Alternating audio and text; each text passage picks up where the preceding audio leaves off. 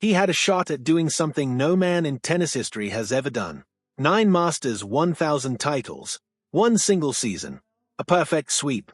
And then, out of nowhere, Jannik Sinner walked away from it. The world number 1 just pulled out of the Canadian Masters, and with that single decision, his chance at an all-time record is gone. No player has ever won every Masters 1000 event in 1 year. Sinner was 1 tournament away. So why would he give that up? Some fans are calling it a letdown. The biggest star in the sport skipping a major stop for the first time all year, right when history was within reach.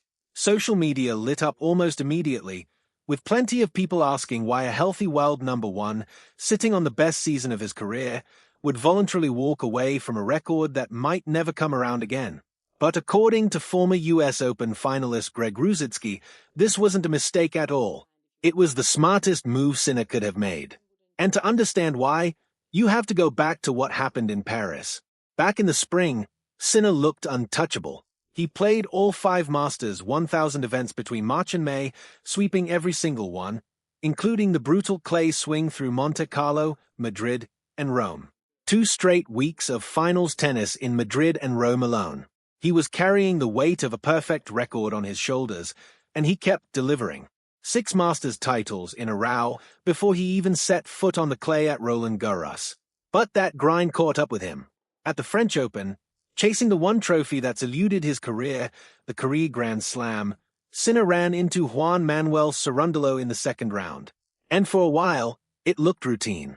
Sinner built a massive lead in the third set. The match seemed all but decided. Then everything fell apart. Cerundolo won 18 of the final 20 games. 18 out of 20.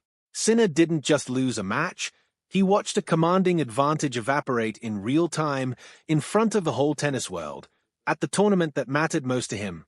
Cameras caught him slumping between points, legs heavy, shot selection unraveling, and an Argentine ranked well outside the top 30 suddenly playing with nothing to lose.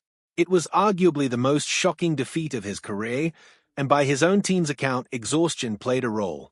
Not a lack of talent, not a tactical blunder, just a body that had nothing left to give after 2 straight months of finals-level tennis. That result changed everything about how Sinner and his coaches think about the calendar. Because here's the truth nobody wants to say out loud. You cannot play every big tournament and still be at your absolute best when it counts. Something has to give. So after Roland Garros, the approach shifted. Sinner went on to win Wimbledon. Impressive as ever. But instead of chasing more silverware in Montreal and completing that historic 9-4-9 sweep, he made the call to skip it entirely. More rest, more recovery, a longer runway heading into Cincinnati and, most importantly, the US Open. Think about that for a second. He had a legacy-defining record sitting right in front of him, something that would set him apart from every player who's ever picked up a racket. And he chose to let it go. Not because he couldn't compete for it, but because chasing it might have cost him something bigger. Greg Rusedski put it simply, Sinner learned his lesson at Roland Garros, and that's exactly why he's stepped back now. He wants to walk into the US Open with fresh legs and a clear head, chasing a second major title of the season and a shot at finishing the year as world number 1 for a second straight time. In Rusedski's eyes, trying to win all 9 Masters events in one season was always going to be a near impossible ask given how packed the schedule really is. And a player who understands his own limits, who refuses to make the same mistake twice, is a player built to last. That's really the heart of what makes Sinner different, according to Rusedski. It's not just the forehand, or the save, or the movement. It's the way he thinks. Every decision gets examined. Every result gets studied. Every stretch of the calendar gets weighed against what actually matters. Rusedski went as far as to call him a dream player to work with, precisely because of that mindset. He doesn't let ambition or ego steer the ship. He sits down with his team and asks the only question that really counts: what gives us the best chance at winning the tournaments that define a career? And this isn't just about one player making one choice. It reflects something bigger happening across men's tennis right now.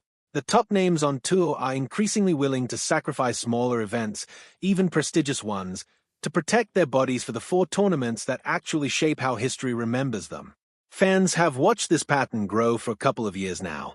Skipped warm-up events, shortened preseason schedules, Coaches openly admitting that a player would rather arrive at a major slightly undercooked than exhausted. The Masters Series still matters, of course.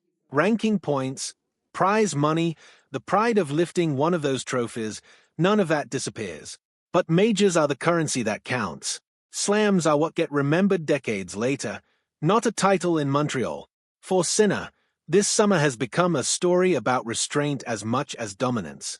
He already has 6 Masters trophies and a Wimbledon crown to show for 2026. He's almost certainly closing in on a second consecutive year-end #1 ranking. By any measure, it's one of the greatest seasons in recent tennis history. And yet the most telling decision he made all year might be the tournament he chose not to play. Because in a sport where the calendar never stops and the demands never let up, knowing when to say no might be just as valuable as knowing how to win. Sinner has the talent. He's clearly proven that. But what Rusedski is pointing to is something rarer, the discipline to protect that talent, even when a record-breaking milestone is sitting right there for the taking. So, as Cincinnati approaches and the US Open looms on the horizon, all eyes will be on whether this gamble pays off. Sinner gave up a shot at 9-4-9 to give himself the best possible shot at major glory. And it's worth remembering, records like this don't come around twice. Nobody has swept every Masters 1000 event in a season before, and the way the calendar keeps getting more demanding, it may be a very long time before anyone else gets 9 trophies within reach in the same year, let alone has to choose whether to chase the 10th. But that's precisely the bet Sinner and his team are making. That being remembered as a 2-time major champion this season matters, more than being remembered as the man who almost completed the impossible. If he walks away from New York with the trophy, nobody will remember Montreal at all. They'll remember a champion who knew exactly what he was doing, who looked at a tempting piece of history, weighed it against everything he'd learned in Paris, and chose the version of greatness that actually lasts.